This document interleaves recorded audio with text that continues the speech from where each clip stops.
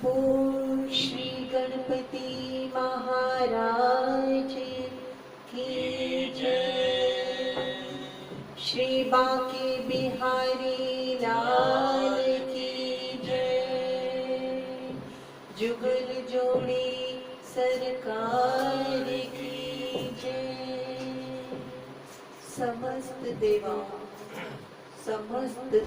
समस्त माताओं, आप सबको हृदय से चरण स्पर्श। गणपति जी गणेश नो मनाइए, सारे काम रास होणगे। गणपति जी गणेश नो मनाइए, सारे काम रास होणगे। हर काम नाल पहला हित आए, सारे काम रास होणगे। गणपति जी गणेश नो मनाइए, सारे काम रास होणगे। गोरा माता माने गणपत, गोरा माता माने गणपत। शिव जी दावर दान है गणपत, शिव जी दावर दान है गणपत। पहला लड्डुआ दा भोग लगाइए, सारे काम रास होणगे। गणपति जी गणेश नो मनाइए, सारे काम रास होणगे। गणपति जी गणेश नो मनाइए, सारे काम रास होणगे। बोल श्री गणपति महाराज की जय। भागवत भगवान की आरती, पापियों को पाप से है तारती। भागवत भगवान की आरती, पापियों को पाप से है तारती। ये अमर ग्रंथ, ये मुक्ति पंथ, ये पंचम वेद निराला। नव ज्योति आने वाला, ये मुक्ति पंथ, ये पंचम वेद निराला। नव ज्योति जगाने वाला, हरि धाम यही वरदात यही। जग के मंगल की आरती, पापियों को पाप से है तारती। भागवत भगवान की आरती, पापियों को पाप से है तारती। पापियों को पाप से है तारती। बोल श्री बांके बिहारी लाल की जय। जय जय श्री राधे।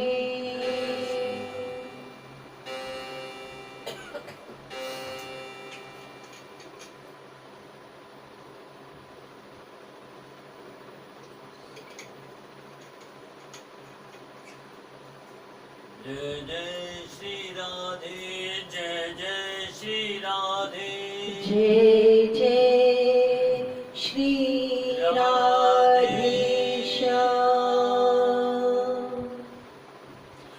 नारायण कृपा से कल हमने बहुत ही सुंदर कथा का श्रवण किया, जहाँ नारायण ने कृपा कर विदुर जी और उनकी पत्नी सुलभा जी को उनके घर आकर कीर्तन के समय किस प्रकार दर्शन दिए। आहा, बहुत सुंदर है। हे नारायण, हे मेरे नटवर, हे राधे गोविंद, हे गोपाल, कभी इस घर भी आना प्रभु, हम भी तुझे बहुत मन से पुकारते हैं नारायण, लेकिन हमारी भक्ति में शायद वो असर नहीं जो आचार्य श्री विदुर जी की भक्ति में है।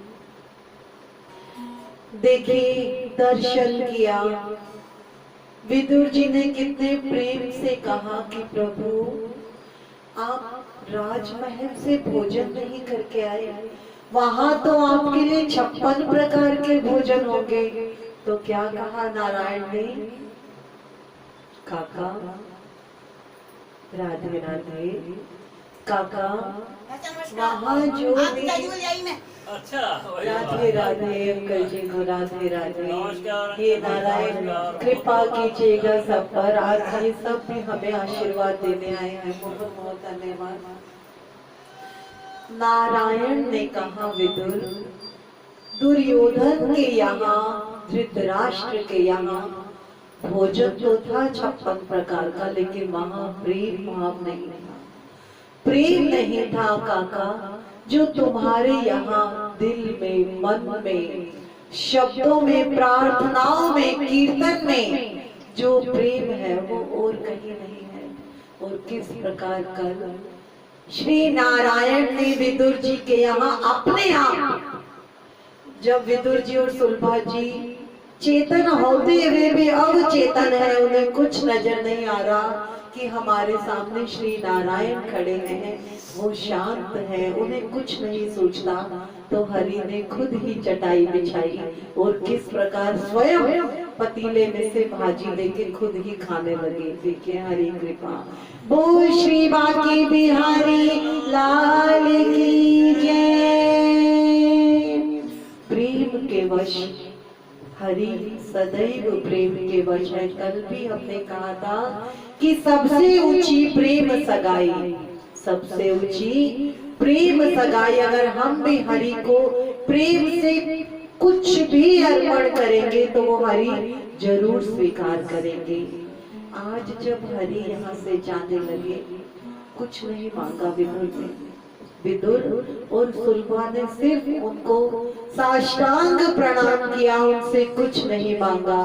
मैं बार बार कहती हूँ कि हमारी जो इच्छाएं हैं वो लगातार दिन पर दिन बढ़ती रहती है कि आज हमें ईश्वर ये दे दीजिए, ईश्वर वो दे दीजिए। एक इच्छा पूरी हुई नहीं कि हम दूसरी इच्छा मांगने लगते हैं। लेकिन वहां विदुर जी और सुलभा जी ने कुछ नहीं मांगा।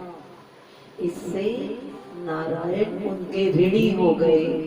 ईश्वर कहते हैं, ये भागवत कथा कहती है कि आप हरि को, आप नारायण को अपना ऋणी बनाइए। जब हम किसी से कुछ नहीं मांगते, कुछ नहीं मांगते और उसको प्रेम पूर्वक अपार प्यार करते हैं, अपार पूजन करते हैं, अपार विश्वास, दृढ़ विश्वास रखते हैं, तो वो ईश्वर सचमुच हमारे ऋणी हो जाते हैं।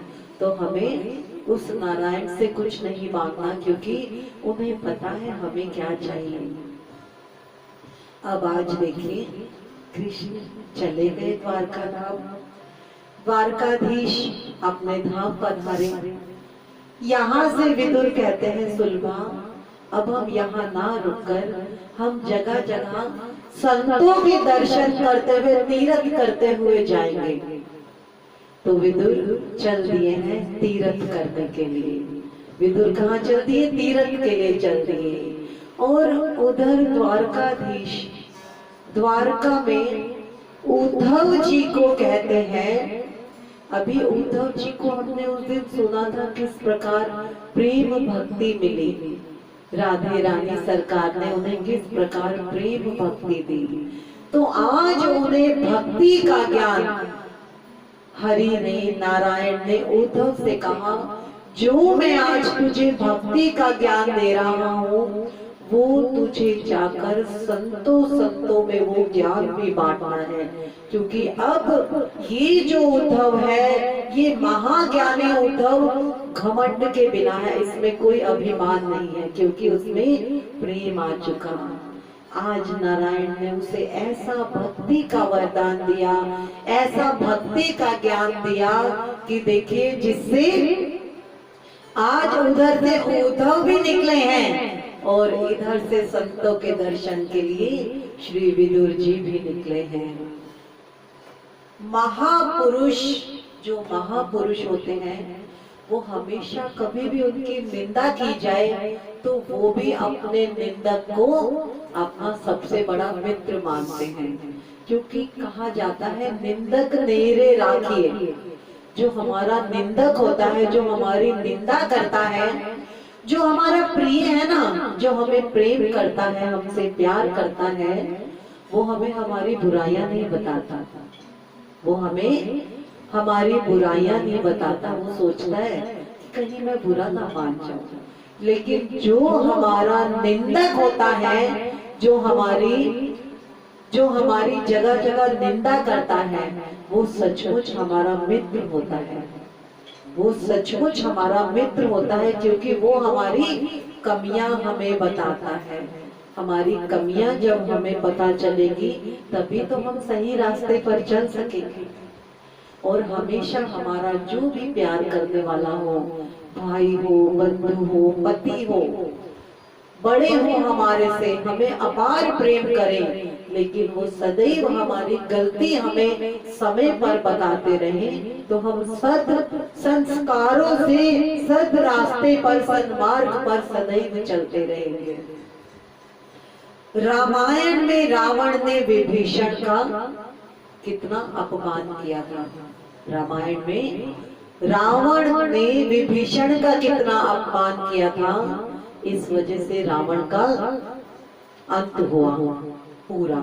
और महाभारत में दुर्योधन ने विदुर जी का अपमान किया था। दोनों ही भगवत भक्त थे, एक श्री राम को अपना इष्ट मानते थे, एक श्री हरि को अपना इष्ट मानते थे। रामायण में रावण ने विभीषण का और भागवत में दुर्योधन ने विदुर जी का अपमान किया। संतों के अपमान के कारण ही उनका विनाश हुआ। कुटुंब में अगर पूरे परिवार में एक भी व्यक्ति पुण्यशाली है, अगर किसी एक व्यक्ति द्वारा भी कोई पुण्य किया गया है, तो उस कुटुंब का कभी नाश नहीं हो सकता। उस कुटुंब का कभी नाश नहीं हो सकता। कोई भी ऐसे कुटुंब का कभी अहित नहीं कर सकता। विदुर जी के जाने से कौरवों का सर्वनाश हुआ और विभीषण के जाने से लंका के रावण और अन्य राक्षसों का सर्वनाश हुआ। अगर हम अपनी आवश्यकताएं कम करते जाएंगे ना, अगर हम अपनी इच्छाएं कम करते जाएंगे तो हमारा जीवन बड़ा अच्छा हो जाएगा। अगर हम अपनी जरूरतों को बढ़ाते जाएंगे तो विश्वास मानिए हमें पाप करने की रुचि ज्यादा हो जाएगी। क्यों? क्योंकि हमारी आवश्यकताएं अधिक हो गई। अगर हम 100 रुपया कमा रहे हैं और हमारी आवश्यकता घर में, हमारी रसोई में, अगर हम 70 रुपए को खर्च करते हैं, अगर हम 70 रुपए हमारे खर्च होते हैं एक रसोई में, वो 30 रुपए बचे। 30 रुपए में से भी हम कुछ दान पुण्य करते हैं, हम किसी की मदद करते हैं, या एक पैसा ऐसी जगह पर संग्रह करते हैं कुछ कि न जाने कब मुसीबत आए तो वो पैसा हमारा काम आ सके। वहां पे हमने अपनी इच्छाओं को सीमित किया हुआ है।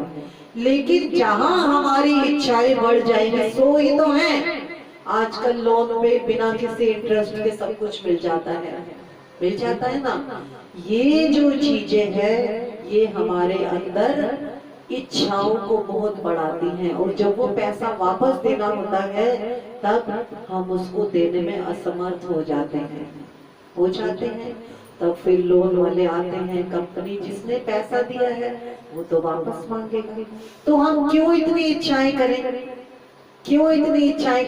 हम सारी इच्छा उसी के ऊपर क्यों ना छोड़ दें कि हे मेरे नारायण, हे मेरे हरि, मुझे क्या चाहिए ये मुझे नहीं, ये तुझे पता है। मुझे कहाँ जाना है ये तुझे पता है नारायण। मैं गुम होती हूँ, मेरी इच्छाओं को, मेरी तृष्णाओं को कम कर दे प्रभु, ताकि सिर्फ मेरा ध्यान तुझ में लगे। तू है तो मैं हूँ प्रभु, मेरा ऐसा ध्यान कर दे। जो भी तूने मुझे परिवार दिया है, कुटुंब दिया है, मैं संपूर्ण रूप से उसकी सेवा करते हुए सदैव तेरे चरणों में ध्यान लगाते रहूं। हरि बोल श्री बांके बिहारी लाल की जय।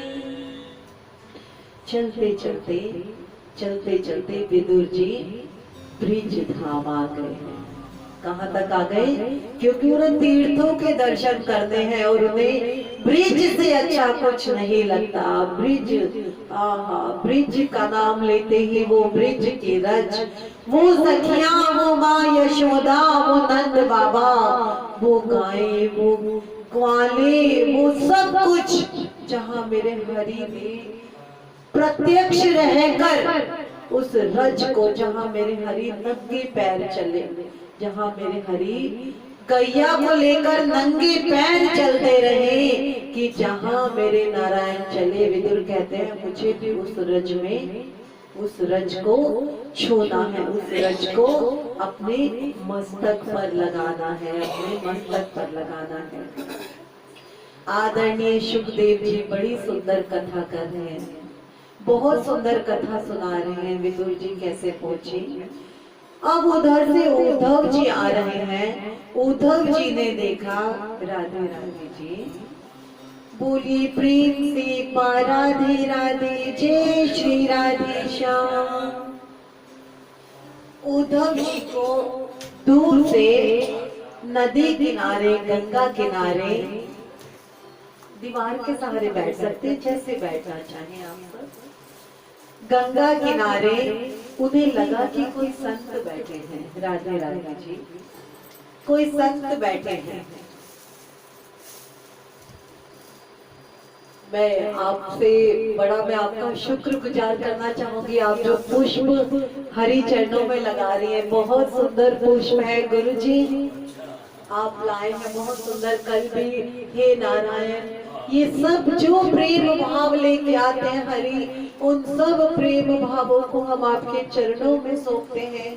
और जो भी इच्छाएं हो, हमने सब इच्छाएं तेरे चरणों में रखी हैं, उन सबको आपको पूरा करना है मेरे नारायण। हम कौन होते हैं कुछ भी कहने वाले नारायण, इन सब के प्रेम को, प्यार को स्वीकारिए, स्वीकारिए हरि। बोल श्री बांके बिहारी लाल की जय। देखिए, आज देखिए दूर से उद्धव जी जो आ रहे हैं, उन्हें गंगा किनारे एक संत बैठे नजर आ रहे हैं। और कौन है? देखिए संत आचार्य श्री विदुर जी। अभी नहीं, आप स्टूल ले लीजिए, बिल्कुल राजी, स्टूल दे दीजिए। तो देखिए, जब हमें संत मिलते हैं ना, तब कैसे हरि गुण गाते हैं। देखिए उद्धव जी ने जब दूर से देखा कि अरे ये तो विदुर जी हैं, अरे ये तो विदुर जी बैठे हैं, विदुर जी बैठे हैं, तो आके उद्धव जी विदुर जी को प्रणाम करने लगे हैं। तो विदुर जी कहते हैं ना ना उद्धव जी, ना उद्धव जी, मैं इस लायक नहीं। उद्धव जी क्या कहते हैं? उद्धव जी प्रणाम कर रहे हैं विदुर जी को, और विदुर जी कह रहे हैं ना उद्धव जी, आप महान हैं, आप हरि चरणों में रहने वाले, मैं तो एक दासी पुत्र हूँ, मैं तो एक दासी पुत्र हूँ। देखिए संतों का कैसे मिलन है। कल हमने कितने प्रेम से सुना था कैसे हरि ने भाजी खाई विदुर जी के यहाँ, वो 56 भोग छोड़कर विदुर जी के यहाँ उन्होंने प्रसाद का प्राशन किया था। और देखिए आज विदुर जी कैसे जगह जगह संतों का आशीर्वाद लेने के लिए ब्रिज धाम, नदी किनारे आए हैं, गंगा किनारे आए हैं। और आज देखिए वहाँ उद्धव जी दूर से जब आ रहे, देखिए संतों का कैसा मिलन है। उद्धव जी आके विदुर जी को प्रणाम करते हैं और विदुर जी कहते हैं नहीं, मैं इस प्रणाम के योग्य नहीं हूँ, मैं आपके इस प्रणाम के योग्य नहीं हूँ, मैं तो एक दासी पुत्र हूँ। हे उद्धव जी, मैं तो आपका दास हूँ। उद्धव जी को कह रहे हैं कि मैं तो आपका दास हूँ। उद्धव जी कहते हैं नहीं, आप बहुत महान हैं। क्या कह रहे हैं? उद्धव जी विदुर जी को कह रहे हैं कि आप तो बहुत महान हैं। विदुर जी कहते हैं नहीं, जब भी कोई हमारी प्रशंसा करे ना, तो वो हमारी प्रशंसा नहीं होती, वो उस नारायण की प्रशंसा होती है। सब हमें कुछ भी मिले, चाहे दुख मिले सुख मिले, उसे अर्पण कर दीजिए। कुछ भी मिले हमें, आप उसके चरणों में अर्पण कर दीजिए। तो विदुर जी कहते हैं नहीं उद्धव जी, मैं इस लायक नहीं, मैं तो एक दासी पुत्र हूँ। मैं कहाँ हूँ, आप कहाँ हैं और मैं कहाँ हूँ? तो उद्धव कहते हैं नहीं विदुर जी, जब नारायण स्वधाम जा रहे थे, तब उन्होंने वसुदेव देवकी को याद नहीं किया, ना रुक्मणी को याद किया, किसी अन्य को याद नहीं किया। सिर्फ विदुर जी आपका 3 बार नाम लिया। जब हम ऐसा प्रेम करें, हम जिन्हें प्रेम करते हैं उनको बार बार नाम लेते हैं ना उनका, लेकिन देखिए हरि हमसे इतना प्यार करे कि हरि हमारा नाम ले। देखिए कैसा संतों का मिलन है। और कह रहे हैं कि हे उद्धव जी कह रहे हैं विदुर जी को, हे विदुर जी, जब नारायण स्वधाम जाने लगे, उन्होंने किसी का नाम नहीं लिया, उन्होंने किसी को याद नहीं किया, परंतु हरि की आंखों में जब अश्रु आए, जब उन्होंने 3 बार आपको पुकारा, 3 बार नारायण ने विदुर जी को याद करके कहा, हे विदुर, हे मेरे प्रिय विदुर, हे मेरे काका, मुझे आज भी वो आपकी बाजी याद है। देखिए हम प्रेमवश एक सूखा कुछ भी अगर हमने नहीं बनाया ना कुछ, हम मानसी सेवा भी होती है, जो मन से सेवा, हम मन से भी उनको कहेंगे ना, हे प्रभु हम तेरे चरणों में समर्पित है, हमारे पास और कुछ नहीं है प्रभु, हमारे पास तुझे देने के लिए कुछ नहीं है, तो वो हरि अपने आप देखेगा, उसने हमें क्या देना है। हम कौन होते हैं कुछ भी देने वाले? जो दिया वो सब तेरा। आज उन संतों को देखकर वो गंगा मैया इतनी प्रसन्न है, उनको देख रही है कि दोनों संतों के मुख से कैसे कृष्ण लीलाओं का वर्णन हो रहा है। आज गंगा की लहरें बिल्कुल शांत हैं। वो इस वजह से शांत है, अगर मेरी लहर ने जरा सी भी हिलोर की, कहीं कोई मेरे कृष्ण की लीला का कोई शब्द ना रह जाए।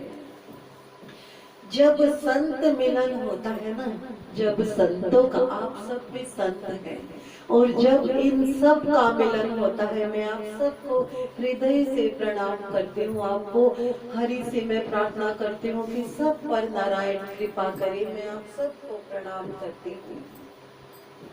तो कैसा होता है देखिए, जब संत मिलन हो जाए, जब संत मिलन हो जाए, तेरी वाणी हरि गुण गाए, तेरी वाणी हरि गुण गाए, तब इतना समझ लेना, अब हरि से मिलन होगा, तब इतना समझ लेना, अब हरि से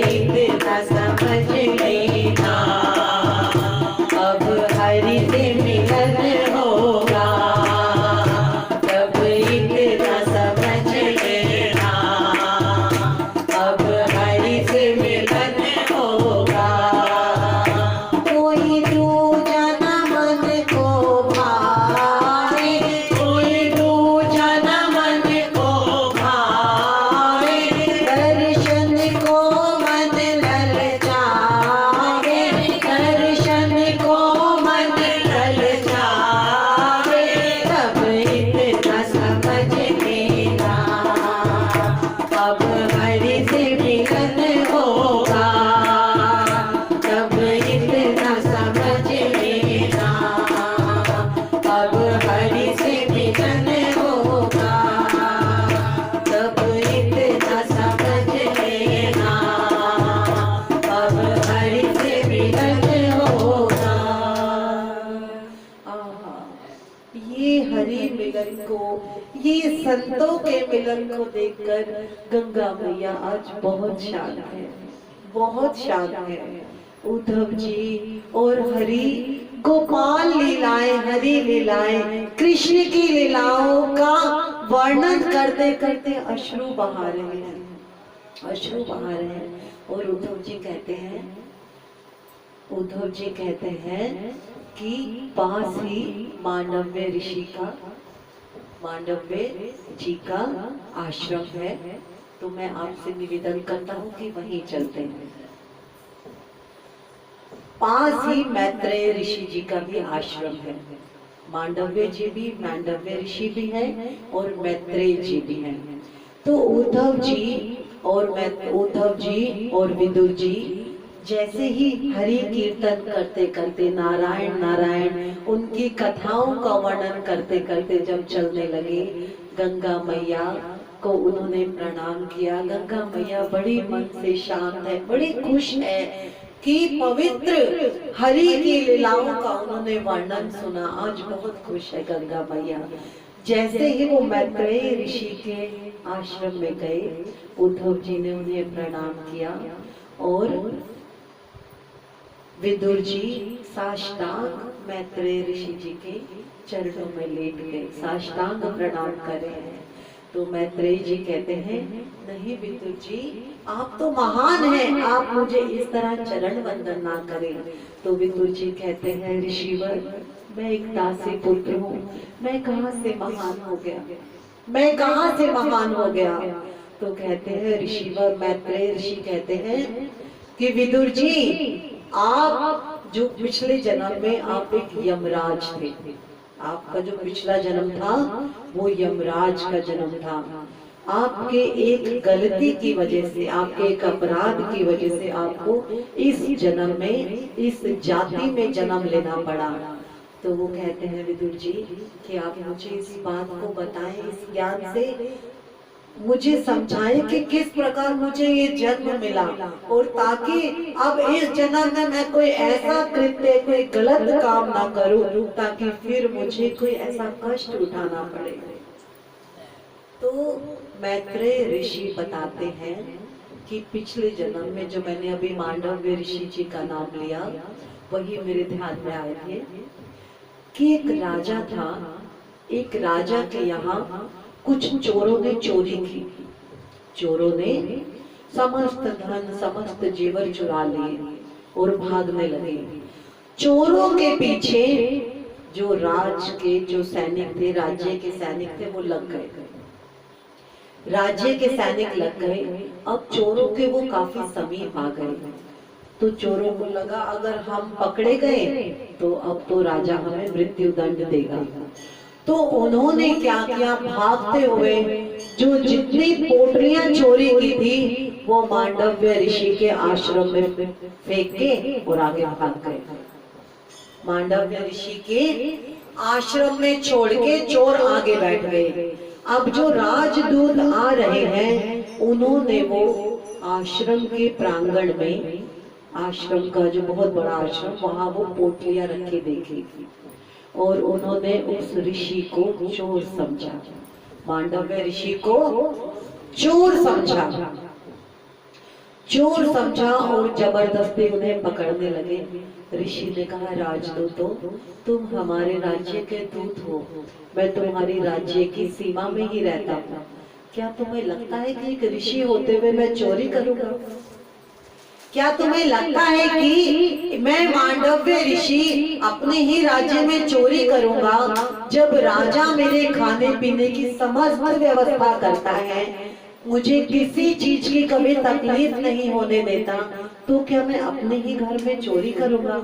लेकिन राजदूतों ने उसकी एक ना सुनी, एक ना सुनी और राजमहल में राजा के समक्ष प्रस्तुत कर दिया। राजमहल में राजा के समक्ष प्रस्तुत कर दिया मांडव्य ऋषि को। राजा ने राजदूतों की बात सुनी कि महाराज इस ऋषि ने हमारे राज्य में से चोरी की है। राजा का क्या कर्तव्य है कि पहले पूरी तरीके से बात को सुने, तब किसी फैसले पर आए। लेकिन क्योंकि राजा ने राजदूतों को सुना और मांडव्य ऋषि को सूली पर चढ़ाने के आदेश दे दिया, सूली पर चढ़ाने का आदेश दे दिया। मांडव्य ऋषि बहुत दुखी है इस वक्त। सूली पर चढ़ाया उसको, मांडव्य ऋषि जी को राजा ने सूली पर चढ़ाया। वो जितनी बार सूली पर चढ़ा के रस्सी खींचते हैं या क्या करते हैं, सूली पर किस तरह चढ़ाता है, लेकिन मांडव्य ऋषि के प्राण ही ना निकले, प्राण ही ना निकले। देखिए ऋषि की कैसी कृपा है, प्राण ही ना निकले ऋषि के। एक बार, दो बार, 3 बार, 12 बार हो गया कि उनको बार बार सूली के लिए रस्सी खींची जाती, लेकिन मांडव्य ऋषि के प्राण नहीं निकलते। राजा ने सोचा कि जरूर कोई बात है, कोई मुझसे अनर्थ हो रहा है, कोई मुझसे गलती हो रही है जो इनके प्राण नहीं जा रहे हैं। देखिए नारायण जिसे जैसा चाहते हैं वैसा ही होता है। राजा के कहने पर मांडव्य ऋषि को सूली से नीचे उतारा गया और राजा ने प्रणाम करके ऋषिवर को कहा, मुझे क्षमा करे ऋषिवर, लेकिन मैं समझ नहीं पा रहा कि ऐसा क्यों हो रहा है।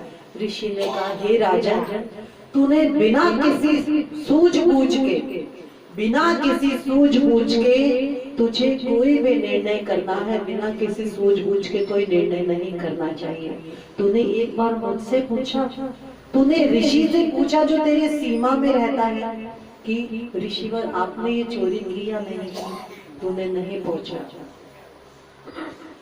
तो राजा माफी मांग रहे हाथ जोड़ के। अगर आप किसी को पानी वानी पीना हो आप प्लीज ले सकते हैं। बेटा जी पानी दीजिएगा।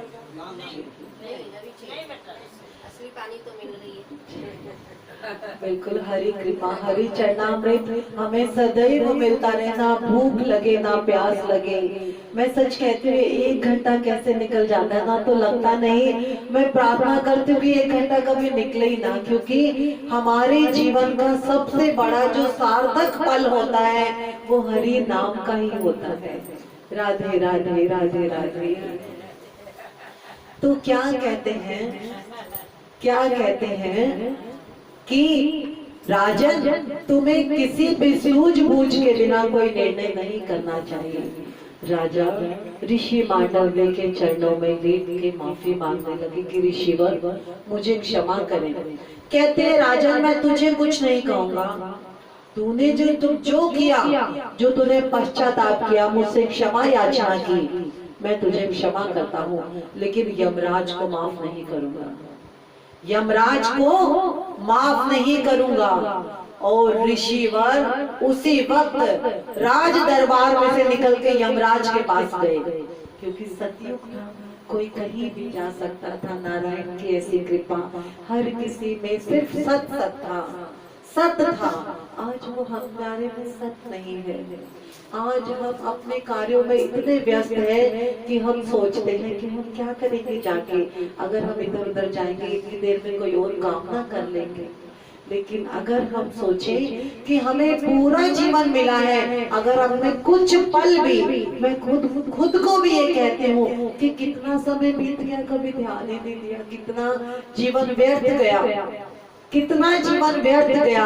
मैं आदरणीय गुरु जी के चरणों में बहुत बहुत धन्यवाद करती हूँ कि उन्होंने आज्ञा दी कि आप ऐसा कीजिए। धन्यवाद गुरु जी आपका, नारायण कृपा आपका बहुत बहुत धन्यवाद कि आप कृपा करें। जिंदगी भर प्रभु जब तक सांसें रहे तेरा नाम हर पल हम यूं ही लेते रहे। हरि मांडव्य ऋषि यमराज के पास पहुंचे। यमराज को ज्ञात है, वो डर के मारे आज कांप रहे हैं कि उनसे कोई गलती हुई, क्योंकि जान लेने की तो कोशिश की थी। जब किसी को सूली पे चढ़ाया जा रहा है तो प्राण तो निकलने ही थे, प्राण निकलने तो यमराज ही वो प्राण लेने वाले थे, वो राजन तो थे ही नहीं। लेकिन क्योंकि मांडव्य ऋषि ने कोई गलती नहीं की थी, उनका तप इतना महान था कि यमराज उनका प्राण नहीं ले सके। यमराज को ये पता है कि मुझसे गलती हुई है, और एक बार नहीं 12 बार सूली पे चढ़ाए गए एक ही जगह पर। यमराज आज कांप रहे हैं, डर रहे हैं कि अगर ऋषि आए तो मैं क्या करूंगा। और मांडव्य ऋषि आए। अब जब हमसे गलती होती है ना, कोई पूछता है तूने ये किया, तो कई बार हम बहाने बनाते हैं, हम अपनी गलती दूसरों के ऊपर थोप देते हैं ना दूसरों के ऊपर। और हम जो हमने अच्छा किया ना, वो हम जगह जगह बखान करते हैं। कभी हम गलती का बखान करते हैं? अगर हम अपनी अच्छाई का कोई बखान ना करें और अपनी गलती को कहें, तो वो गलती कहने से कुछ पश्चाताप होगा, वो कम होगी, प्लस हमारे इस दिमाग में आएगा कि हमें वो गलती दोबारा नहीं करनी चाहिए, दोबारा नहीं करनी। तो हमारे समक्ष जो भी हो, अगर हम कोई गलती कर रहे हैं या कोई कर रहा है, तो हमारा फर्ज है कि हम उसे बताएं कि ये गलत है। वो माने या ना माने, वो उनकी गलती, उनकी अपनी मर्जी। ऋषिवर आए हैं, यमराज। ऋषिवर मांडव्य ऋषि कहते हैं, यमराज तू कुछ भी करता है, तुझे अधिकार है, लेकिन तू ये बता कि मैंने तेरे लिए कौन सा पाप किया? मैंने कौन सा ऐसा पाप किया जो तूने मुझे 12 बार सूली पर चढ़ाने की कोशिश की, चढ़ाया, मेरी आत्मा, मेरे प्राण लेने चाहे, तू मुझे मेरी गलती बता। अब यमराज को कुछ ना कुछ बात तो करनी थी। तो कहते हैं ऋषिवर, जब आप 3 साल के थे ना, तब आपने एक तितली को एक लकड़ी चुभाई थी। क्या कहते हैं? जब आप ऋषिवर 3 साल के थे ना, तब आपने तितली को एक छोटी सी लकड़ी चुभाई थी, उसका पाप मिला है। तो ऋषिवर कहते हैं, यमराज अगर कोई अज्ञानवश किसी बालक से अपराध होता है, तो उसकी सजा उसे स्वप्न में दी जाती है। अगर हम छोटे होते हैं ना, बड़े भी हैं, यदि कोई अज्ञानतावश हमसे कोई गलती हुई है, तो कई बार हम सपने में डर जाते हैं ना, या किसी के साथ कुछ हुआ है, तो वो इस कारण से होता है, हमसे कोई गलती हुई है अज्ञानतावश। और अगर कोई गलती हमने जानबूझकर की, जैसी गलती दुर्योधन ने की थी, जानबूझकर राजमहल में विदुर जी को बुलाकर अपमानित किया था ना, जानबूझकर रावण ने गलती की थी, जो लात मार के राजमहल से विभीषण को निकाला था। उन गलतियों की सजा हमें अपना प्राण दे के चुकानी पड़ती है। और यदि कोई अज्ञानतावश हमसे गलती होती है, तो वो हमें स्वप्न में नजर आ जाता है, स्वप्न में हमें कोई ना कोई सजा मिल जाती है। बच्चे डर जाते हैं कई बार, बच्चे ही नहीं बड़े भी डर जाते हैं, कई बार डर के उठ जाते हैं। कई बार लगता है कि जैसे आगे पानी नजर आ रहा है, बहुत कुछ ना कुछ कई बार सपने अजीबो-गरीब सपने आते हैं, ना जाने कैसे। तो कोई ना कोई हमने पाप किए होते हैं। अब देखिए, कहते हैं यमराज ऋषिवर, आपने बचपन में एक तितली को एक लकड़ी चुभाई थी।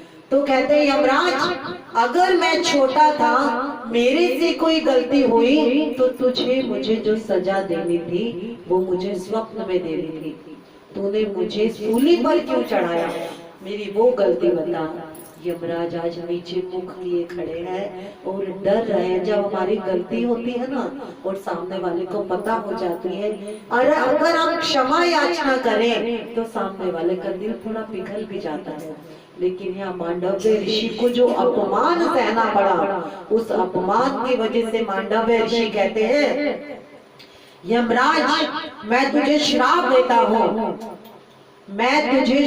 देता हूँ कि तू अगले जन्म में एक नीच जाति में एक दासी का पुत्र बनकर पैदा होगा, उसके गर्भ से पैदा होगा। तो ऋषि मैत्रेय कहते हैं कि विदुर जी, आप यमराज ही थे, आप मांडव्य ऋषि के द्वारा दिए गए श्राप से आज आप विदुर बने हैं। लेकिन चूंकि आपने सदैव नारायण को, सदैव हरि भक्ति को अपने साथ रखा, इसलिए आज आप एक दासी पुत्र होते हुए भी उस नारायण को प्रिय है जो आज नारायण आपको याद करते हैं। देखिए, हमें ऐसा प्रेम करना है कि हमारे हरि हमें याद करें, हमारे हरि हमें याद करें। हम तो हरि का नाम लेते हैं, लेकिन हमारा प्रेम ऐसा हो कि नारायण हमें याद करे। नारायण कहे कि कहाँ गई मेरी सखियां, कहाँ गए मेरे सखा जो हर वक्त मेरे लिए बैठते थे, आज मुझे नजर नहीं आ रहा। ऐसा प्रेम, जैसा प्रेम हमने परसों कथा पे सुना था, जिस तरीके से राम टहल पांडे जी रो रहे थे, मेरा सब सुख ले लिया तूने प्रभु, लेकिन मुझसे कथा का सुख तो ना सीख, कथा का सुख तो ना छीन प्रभु, ऐसा ना कर। तो ऐसी भक्ति, ऐसा प्रेम हमें आए। अब विदुर जी जब मैत्रेय जी के पास आए हैं, ये सुखदेव जी कथा सुना रहे हैं, मैत्रेय जी की, विदुर जी की समस्त कथाएं आदरणीय श्री सुखदेव जी राजा परीक्षित को सुना रहे हैं, राजा परीक्षित को सुना रहे हैं। देखिए, अब राजा परीक्षित के मन में बहुत सी बातें हैं कि मैं ये पूछूं, लेकिन वक्त बहुत कम है, 7 दिन है, लेकिन क्योंकि वहाँ हरि के द्वारा भेजे हुए शिव के अवतार श्री सुखदेव जी हैं, जो राजा परीक्षित को कहते हैं तुम परेशान ना हो, 7 दिन तो बहुत है, 7 दिन तो बहुत है, तू चाहे तो 7 मिनट क्या 7 सेकंड में तू नारायण को पा सकता है। और सुखदेव जी कह रहे हैं कि जो मुझे ये सब दिख रहा है ना, ये जो मैं बोल रहा हूँ, ये जो मैं बोल रहा हूँ, ये मैं नहीं बोल रहा, ये नारायण बोल रहे हैं। और वो कहते हैं, सुखदेव जी कहते हैं, जैसे शीशा होता है, जैसे शीशा होता है, उसमें अपना प्रतिबिंब देखते हैं ना, तो सुखदेव जी कहते हैं मुझे ऐसे नारायण दिख रहे हैं शीशे में, जिनसे मैं बात कर रहा हूँ, और वो जो बोल है वो उन्हीं के बोल है, उन्हीं के बोल है। तो आज राजा परीक्षित को ये सुनते हुए, आज ऋषिवर मैत्रेय जी समस्त कथाएं ये विदुर को भी सुना रहे हैं। देखिए, सब उनको सुनाया उन्होंने, मैत्रेय जी ने, फिर विदुर जी को कहां से कहां कथाएं हम तक पहुंची। हम भी आपका धन्यवाद करते हैं हरि ही नारायण कि आपने हम पर ये अनुकंपा किया, इतना प्रेम प्यार दिया, उसका बहुत बहुत धन्यवाद। तो विदुर जी कहते हैं मैत्रेय जी आप मुझे और बताएं कि मैं आगे इसी संत मार्ग पर चलता रहूं, मेरे जीवन का यही लक्ष्य हो, अगले जन्म में मुझे किसी दासी पुत्र के रूप में पैदा ना होना पड़े, मैं भी उस नारायण को पा सकूं। आगे जो हमारी कथा आएगी वो आएगी, उन्होंने बताया एक ऋषि कश्यप ऋषि के बारे में, मैत्रेय जी बता रहे हैं ऋषि कश्यप और दिति के बारे में। ऋषि कश्यप जिनके वंश में एक ऐसा पौत्र पैदा हुआ जिसने उस पौत्र ने ना केवल अपने माता पिता पूरे वंश को नारायण चरणों में ला दिया, पूरे वंश का कल्याण किया, जिनका नाम होगा श्री प्रहलाद जी। श्री प्रहलाद जी बोले श्री बांके बिहारी लाल की जय, भगवत वत्सल श्री प्रहलाद की जय। बहुत सुंदर, बहुत सुंदर, बहुत सुंदर। विदुर जी उनसे ना जाने कितनी बातें जानना चाहते हैं, बहुत कुछ, क्योंकि जो हमारी जानने की लालसा है ना, हमारे अंदर ये तृष्णा होनी चाहिए कि हम हरि भक्ति को जाने, उसकी लीलाओं का वर्णन करें, ना कि वो क्या लाया, आज उसने क्या पहना है, आज उसने क्या किया है, आज हमें ये लेना है नारायण, आज हमें वो दे दे, ये तृष्णाएं ना हो हमें। तो हम यही प्रार्थना करते हैं प्रभु, ये तृष्णा को हमारे अंदर से खत्म कर दीजिए। तृष्णा न जाए मन से, कृष्णा न आए मन में, तृष्णा न जाए मन से, कृष्णा न आए मन में, जतन करूं मैं बार बार,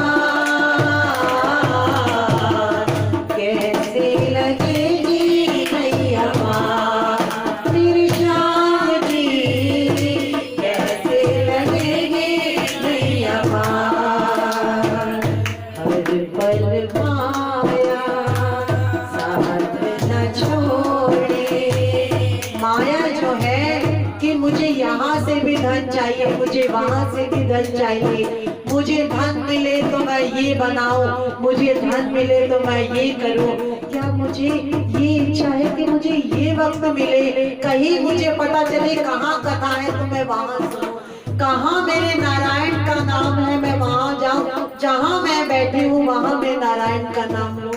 नहीं, हर पल माया साथ न छोड़े, इधर उधर तेरा मन को जोड़े, हर पल माया साथ न छोड़े, इधर उधर तेरे मन को जोड़े, हरि भक्ति में हरि भक्ति में नाता तोड़े, कैसे लगेगी नैया पार। माया जो है तो मेरी हरि भक्ति से नाता तोड़ देती है। जब सुख आते हैं ना तब हम हरि को भूल जाते हैं, और जब दुख आते हैं तो हमें वो नारायण याद आते हैं। सुख में हम कभी ध्यान नहीं देते कि मेरे नारायण ने तो ये मुझे सुख दिया है, मेरे गोपाल ने सुख दिया है। आज हमें कुछ भी चाहिए वो उस हरि की कृपा से ही तो मिला है। एक राजा थे, एक बहुत अच्छे राजा, बहुत अच्छा राज्य करते थे। उनके पास एक माली था, माली जो गार्डन की बगीचे की सेवा करता था। उनका छोटा सा बालक बड़ा हरि भक्ति में लीन रहता था। तो राजा ने देखा उसको कि वो फूल तोड़ते हुए भी रोज राजन के लिए फूल लेके आता है, पुष्प लेके आता है। तो राजा के मन में आया बड़ा सुंदर बालक है, बड़ा प्रेम करता है।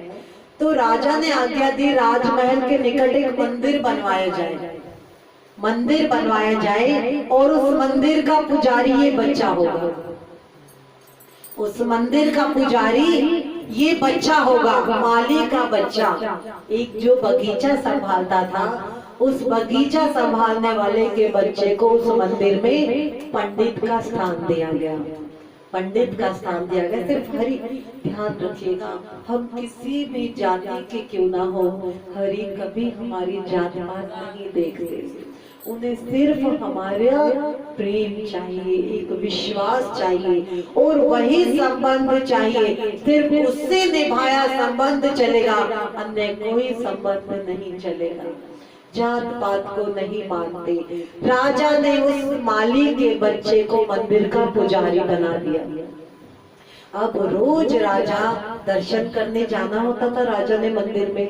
अपने जाने से पहले राजा अपने सेवकों के हाथ रोज एक पुष्प माला बेचता, और पुजारी का क्या काम था, वो माला कृष्ण को पहनाता, और जब राजा आते, जब वो कृष्ण को नमस्कार करते, प्रणाम करते, तो वो कृष्ण के गले में से माला निकाल के राजा के गले में पहना देते। राजा उसे हरि की कृपा मांगते थे। बड़ा सुंदर चलता रहा, बच्चा भी बड़ा हो गया। बच्चा 30-35 साल का हो गया, बड़ा होते होते विवाह हो गया। बड़े अच्छे तरीके से पूजा कर रहा था, और इस तरीके से चलता चलता अब बूढ़ा होने को आया। उसके बाल सफेद होने लगे। जो माली का बच्चा था उसके बाल वहां सेवा करते करते सफेद हो गए। राजा का प्रत्येक दिन नियम वही था कि रोज माला अर्पण करनी, और फिर जो आशीर्वाद स्वरूप माला पहनता था तो वो राजा को लगता था कि मेरे को हरि ने कृपा की है, ये मेरे नारायण की कृपा है। राजमहल राज्य बड़ा अच्छे तरीके से चल रहा था। एक दिन क्या हुआ, राजा ने माला भेजी और वैसे ही पुजारी ने कृष्ण के गले में पहना दी, नारायण के गले में वो माला पहना दी। कुछ राजदूत आए, राजदूतों ने कहा कि आज राजा की तबीयत थोड़ी ठीक नहीं है, तो आज वो मंदिर में नहीं आ पाएंगे। उन्होंने कहा मेरी तरफ से पंडित जी को कहिएगा कि हरि के चरणों में नमन कर दे। पंडित जी को कह दिया, ठीक है। अब वो रात दूर कह के चले गए। अब रोज का नियम था कि उनको माला पहना के माला फिर उतारनी होती थी। अब आज पंडित जी के मन में देखिए कितना बड़ा प्रेम है।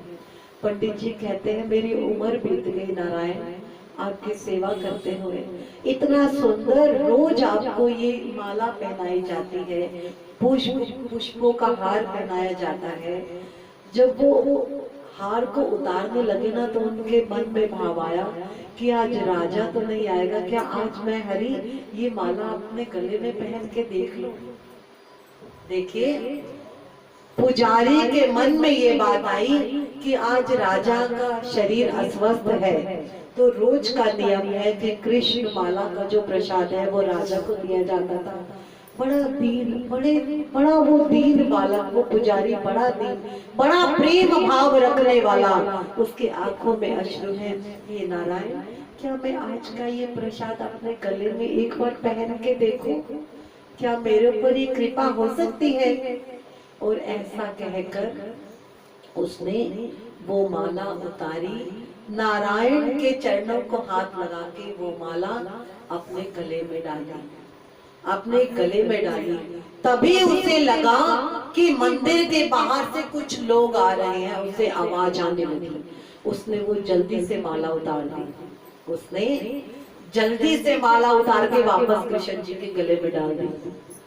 पुजारी है वो, अब भाई राजमहल का पुजारी है तो उसे डर भी है।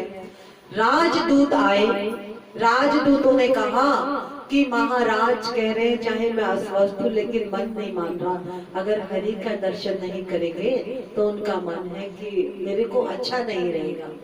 मेरे मन की भावना है चाहे मैं कितना भी बीमार हूँ लेकिन मुझे हरि का दर्शन जरूर करना है। अब जी वो पुजारी जी ने माला तो डाल दी, तो ठीक है आप ले आइए, महाराज को ले आइए। अब पुजारी का, क्योंकि पुजारी से एक तो गलती हुई कि राजा के गले में वो माला जानी थी और वो पुजारी जी ने पहन ली। मन धक धक धक धक कर रहा है, डर लग रहा है। कुछ मिनट बाद राजा आए। अब रोज की तरह पुजारी जी ने प्रणाम किया, राजा ने कृष्ण जी को प्रणाम किया, पुजारी जी ने माला उतारी और प्रणाम करके राजा के गले में डाल दी। अब देखिए क्या हुआ, जब पुजारी जी ने वो माला उतार के कृष्ण जी के गले में डाली तो पुजारी का एक सफेद बाल माला में रह गया, एक सफेद बाल, क्योंकि पुजारी वृद्ध हो रहे थे, एक सफेद बाल माला में रह गया। और राजन को वो दिख गया। और रोज जो खुशबू आती थी माला में एक हरि की, तो वो पुजारी के पास जाके थोड़ी सी तो बदली कुछ तो, और एकदम से राजा की निगाह उस सफेद बाल पर गई। राजा की निगाह सफेद बाल पर गई और राजन कहते हैं क्यों पुजारी, आज ये माला में सफेद बाल कैसे आया, क्या ये माला तूने पहनी थी। तो पुजारी बहुत डर गया कि अगर मैंने बोला तो मेरी जान गई, मैंने जिंदगी बिता दी हे नारायण तेरे चरणों में, अगर आज मैंने ये बोल दिया तो मेरी जान गई, मैं क्या करूं। नहीं महाराज, रोज आप ही तो पहनते हैं और अभी तो मैंने आज तो इनके कंठ में से माला निकाली ही नहीं, क्योंकि आप अस्वस्थ हैं, जब आप दूसरी माला लाएंगे तभी तो ये मैं उतारूंगा। राजा को विश्वास नहीं हुआ। पुजारी कहता है महाराज ये हरि के ही बाल है, ये नारायण के बाल होंगे जो आप ये देख रहे हैं। तो कहता है पुजारी उल्लू बनाता है मुझे, मूर्ख बनाता है तू मुझे। अब जब तू इन्हें सुबह तैयार करेगा ना, माला मैं पहनाऊंगा अपने हाथ से, मैं देखूंगा कैसा सफेद बाल है। क्या नारायण के भी कभी सफेद बाल होते हैं, भगवान के कभी सफेद बाल होंगे। अब पुजारी जी ने बोल दिया राजन मैं असत्य नहीं बोलता, मैं असत्य, लेकिन मन में वो रो रहे हैं कि हे नारायण मुझे क्षमा करना, मेरे से मैं गलत बोल रहा हूँ, लेकिन मैं राजा के सामने कैसे अपना अपराध कबूलूं, कैसे मानूं। अब रात भर पुजारी जी रोए हैं, पानी नहीं पिया, खाना नहीं खाया। सुबह की बात है, पूरा दिन निकल गया, पूरी रात निकल गई और नारायण से कह रहे हैं नारायण मैंने पूरी जिंदगी में अगर एक पल भी कभी तेरा मन से नाम लिया हो तो प्रभु मेरी लाज रख। सुबह होने से पहले तो मुझे अपने चरणों में बुला ले, क्योंकि राजा जो मेरे सुबह हाल करेगा वो मैं कैसे सहूंगा प्रभु, मैं वो दर्द नहीं सह पाऊंगा जिस तरीके से वो, क्योंकि मैंने सचमुच अपराध किया है, मुझे क्षमा कर। मैं उस अपराध के बाद जीने लायक नहीं हूँ। तेरे कंठ की माला मेरे कंठ में आ जाए, मैंने सोचा भी कैसे प्रभु, ये मैंने सोचा भी कैसे। और नारायण तो कहते हैं कि तू मेरा प्रेम से नाम ले, देख मैं तुझे कहां से कहां पहुंचा दूंगा। और वो पुजारी देखो कह रहा है कि प्रभु मैं इस लायक नहीं कि मैं आपके पुष्पों की माला को अपने कंठ तक लेके आता, मुझे क्षमा करे नारायण, मुझे अभी बुला लीजिए, मुझे अभी ले लीजिए। कल मैं राजन को मुख नहीं दिखा पाऊंगा क्योंकि मैंने असत्य बोला है, असत्य बोला है। लेकिन समय किसी के लिए नहीं रुकता। सूर्य फिर उगा, सुबह फिर आई। अब जब श्रृंगार का वक्त आया, वस्त्र पहनाए गए, हरि को वस्त्र पहनाए गए और मुकुट उतार के उन्हें माला पहनानी है। राजा भी वही है। आज देखिए हरि की कृपा, हरि की कृपा, जैसे ही पंडित जी ने मुकुट उतारा तो नारायण के समस्त बाल सफेद। बोल श्री बांके बिहारी लाल की जय। समस्त बाल उस नारायण ने अपने सफेद कर दिए। उस नारायण ने अपने समस्त बाल, उस अपने पुजारी की लाज रखने के लिए अपने समस्त बाल सफेद कर दिए। लेकिन वो देखिए वो राजा कहता है क्यों पुजारी, रात को आके इनके ऊपर सफेद रंग फेर दिया, मूर्ति के ऊपर बालों के ऊपर सफेद रंग फेर दिया। मैंने तो यहाँ कोई ऐसी मूर्ति नहीं लगवाई जिसके सफेद बाल हो, जिसके सफेद बाल हो, मैंने ऐसी कोई मूर्ति नहीं लगाई। वो रो रहा है, राजन मैंने कुछ नहीं किया राजन, मैं तो हरि से प्रार्थना करो, हरि मुझे उठा ले, मुझसे अपराध हुआ है, मुझे उठा ले। तो राजन कहता है अभी तुझे बताता हूँ, ये सफेद रंग अभी उतारता हूँ। अब वो पूछे तो वो उतरे ना। और देखिए क्या किया राजा ने, उन बालों को खींचा, उन बालों को खींचा।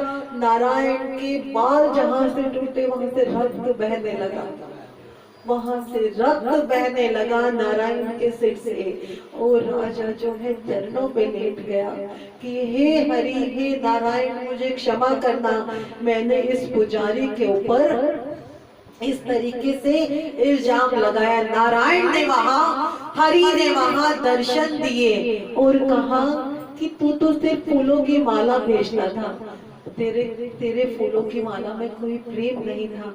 जिंदगी भर इसने मुझे प्रेम से वो माला पहनाई, जिंदगी भर इसने मुझे प्रेम से वो माला पहनाई, मेरा श्रृंगार किया। तूने आज तक श्रृंगार किया? तूने तो श्रृंगार को उतार के पहना। राजा मुझसे नहीं, पुजारी से माफी मांग।